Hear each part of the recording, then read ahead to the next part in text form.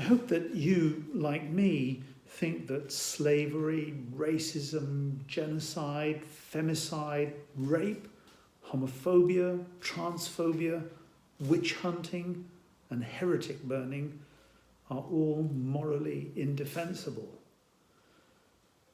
But if, like me, you believe these things, why do you and I believe them? Presumably, we recognize that most of these are ways of denigrating fellow humans who should be treated with equal dignity. In the case of witch hunting and heretic burning, presumably you deny the right of the state to persecute people with heterodox opinions. Maybe that's why you and I believe these things.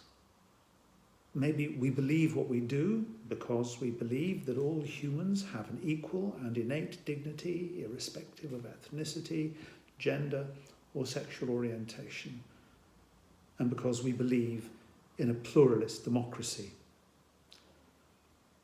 But now that I think about it, these great guiding values that I espouse have another thing in common. The vast majority of those things that I condemn are condemned by the vast majority of the people in the various communities to which I belong. Maybe I believe these things because they represent the moral consensus of my context.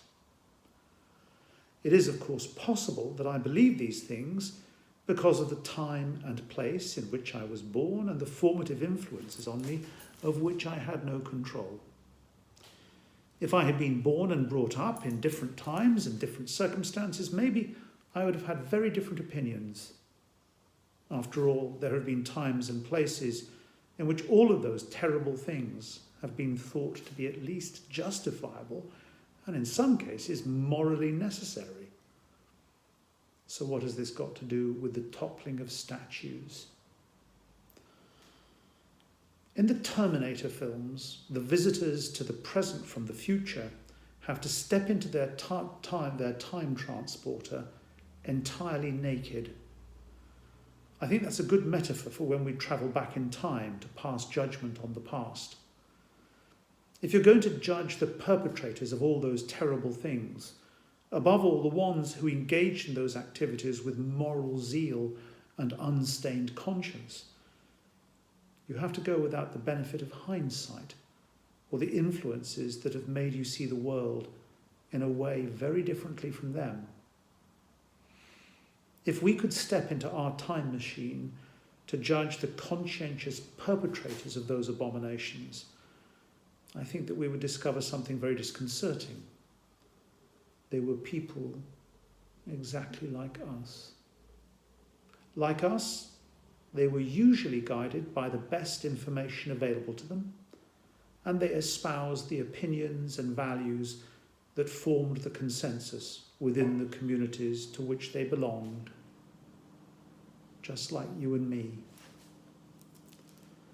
Some of those men, and as far as I know, they are all men, whose statues are being toppled, did what they did with deep moral commitment, including the things we now deplore. Not all of them, of course. For example, I suspect, as did Dr. Johnson, that Robert Clive, who played such a central role in the rapacious activities of the East India Company in the 18th century, knew that what he was doing was reprehensible.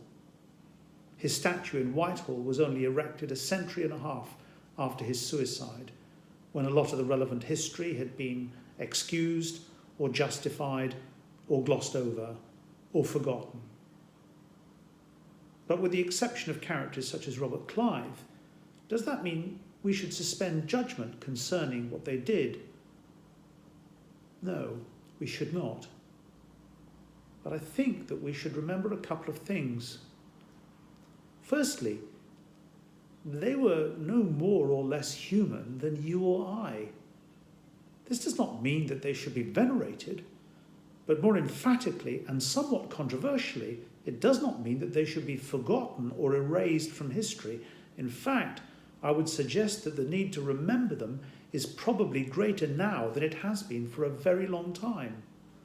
What it means is that they should not be forgotten, they should be remembered differently.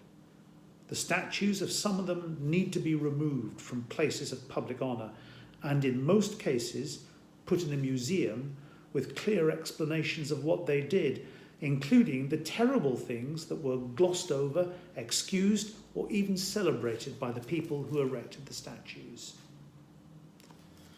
There's another thing that makes the issue even more complicated. It's not only the statues of those we condemn which are problematic. The statues of those we respect are also problematic. If we expect to go into the past and find anybody who is morally perfect, we will look in vain. If you look in your history books and find a morally perfect human, you will find that either all of the ones who appear so turn out on closer inspection to have had failings, or that those failings were never recorded, or that they were in such exceptional circumstances that they were immune to the mistakes that beset the rest of us. In my tradition, we make one exception to this: Jesus Christ. And there's another reason why we should always travel in time stripped of hindsight. It's a demand that we must make of the future. There are things that we do now in good conscience and with moral zeal which will doubtless earn us the odium of future generations in ways which we cannot now anticipate.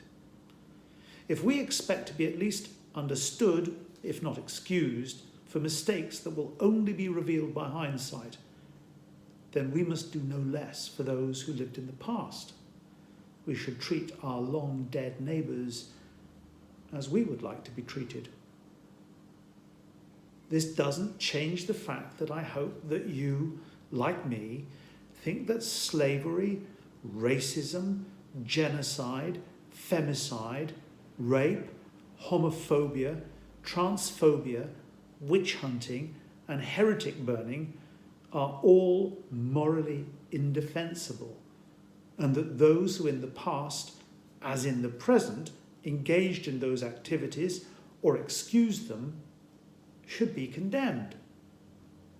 But in my tradition, when we condemn them, we should have the courage and the honesty to say that there, but for the grace of God, go I. They were and are no more or less human than you or I.